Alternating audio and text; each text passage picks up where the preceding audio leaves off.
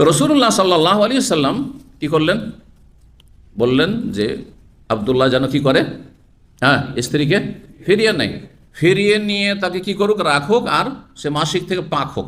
মাসিক থেকে পাক পবিত্র হওয়ার পরে সাথে সাথে তালাক দিতে বললেন?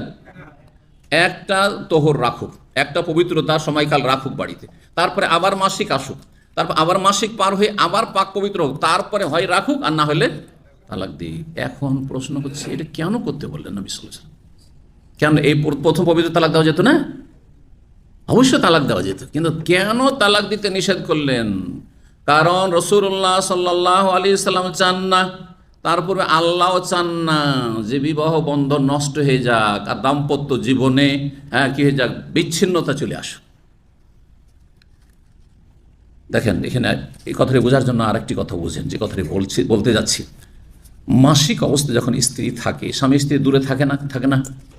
স্বামী স্ত্রী যত দূরে থাকবে তত বেশি মেজাজ গরম হবে, এটা মানুষের স্বভাব। হবে না?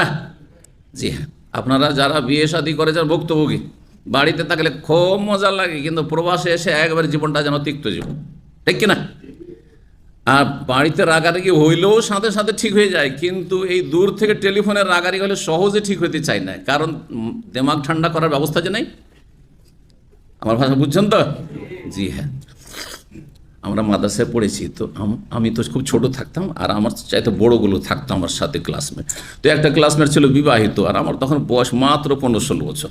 তো প্রতি বৃহস্পতিবার বাড়ি চলে যেতাম, আমরা মাসে বাড়ি যেতাম মাদ্রাসা থেকে, মাদ্রাসাতেই থাকতাম। বৃহস্পতি শুক্রবার দুদিনের জন্য কি বাড়ি যাবো, যেতাম না। তো ওকে জিজ্ঞাসা করি, তুমি এত কেন বাড়ি যাও, চলে যাও, বাড়িতে শুধু চলে যাও, তো পড়াশোনা কী করবে তুমি? তো বলছে যে আমি মাথা ঠান্ডা করতে যাই।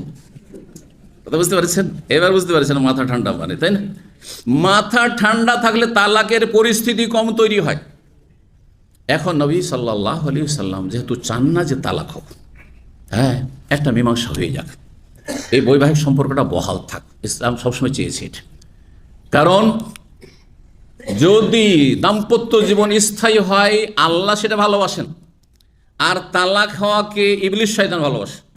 ইবলিস শয়তান তার চেলাদেরকে পাঠিয়েছে, এই হাদিস সহিহ বুখারীতে, সবচেয়ে বেশি খুশি হয় কোন শয়তানের ওপর? যেই শয়তান কোনো বাড়িতে আসলো আর স্বামী স্ত্রীতে লাগাইলো ঝগড়া, আর একবারে তারপরে তালাক হয়েই গেল, যখন এগিয়ে সন্ধ্যাবেলা রিপোর্ট দেয় বুড়া ইবলিসকে, তখন তাকে শাবাশ দেয়, থাবা দেয় তার পিঠে, আর শাবাশ দেয় যে তুমি খুব ভালো কাজ করতে পেরেছো। শয়তানকে খুশি করবেন, রহমানকে রাজি করতে হবে, আর শয়তানের নাফরমানি করতে হবে। সুতরাং তালাকের পরিস্থিতি যেন তৈরি না হয় যথাসাধ্য চেষ্টা করতে হবে।